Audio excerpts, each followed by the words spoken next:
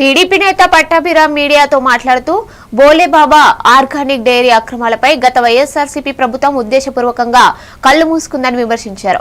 మే నెలలోనే ఆ డైరీ యజమాని హైదరాబాద్ లో వివిఎస్ సుబ్బారెడ్డిని కలిశాడని అందరికీ తెలిసిందే. నాణ్యత లేకపోవడం, కల్తీ జరుగుతుందని ఫిర్యాదులు వెల్లువెత్తిన ప్రభుత్వం ఒక్క చర్య కూడా తీసుకోలేదు అని పట్టాభిరామ్ అన్నారు.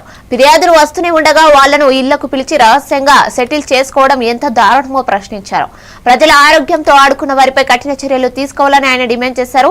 హానికరమైన రసాయనాలు వాడుతున్న కూడా కనీసం హెచ్చరిక ఇవ్వకపోవడం పాపం కదా అని పట్టాభిరామ్ ఆగ్రహం వ్యక్తం చేశారు. వాళ్ళ దిక్కుమాలిన ఆ పకోడీ పేపర్లో ఇంకా కూడా సమర్థించుకుంటూ ఉన్నారు. వైఎస్ఆర్సీపీ హయాంలో పారదర్శకంగా నెయ్యి కొనుగోళ్లు, 5 ఏళ్లలో ఒక్కరోజు లడ్డూ నాణ్యతపై ఫిర్యాదు చేయని భక్తులు. ఎంత పచ్చి అబద్ధాలు మాట్లాడుతూ ఉన్నారండి. ఇవాళ వైవి సుబ్బారెడ్డిని, కరుణాకర్ రెడ్డిని, జగన్మోహన్ రెడ్డిని అడుగుతా ఉన్నా, ఎంతో పారదర్శకంగా నెయ్యి కొనుగోలు చేశారా?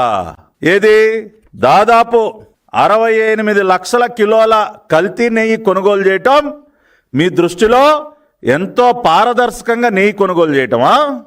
ఫిర్యాదులే రాలేదు.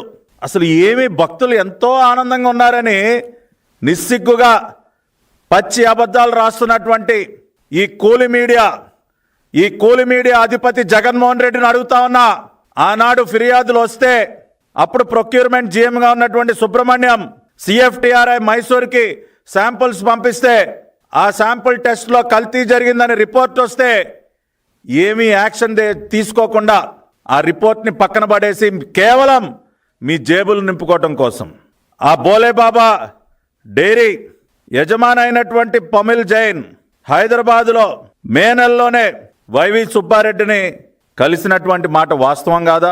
వైవి సుబ్బారెడ్డి పిఏ చిన్న అప్పన్న ద్వారా రాయబేరాలు సాగించిన మాట వాస్తవం కాదా? వాళ్ళతో సెటిల్మెంట్లు చేసుకుంటారా? జవాబు చెప్పమని అడుగుతా ఉన్నా. బోలేబాబా డైరీని నడుపుతున్నటువంటి విపిన్ జైన్, పమిల్ జైన్, వైష్ణవి డైరీలో కూడా వాళ్ళు డైరెక్టర్లుగా ఉన్నారా లేదా? అంటే పేర్లు మార్చుకుని ఇష్టానుసారం కల్తీ నెయ్యిని తెలిసి పాపం చేశారు, మహాపాపం చేశారు. ప్రమాదకరమైనటువంటి రసాయనాలు ఉపయోగించి తయారవుతున్నటువంటి కల్తీ నెయ్యిని మీరు తెలిసి శ్రీవారి లడ్డూ ప్రసాదంలో ఉపయోగించి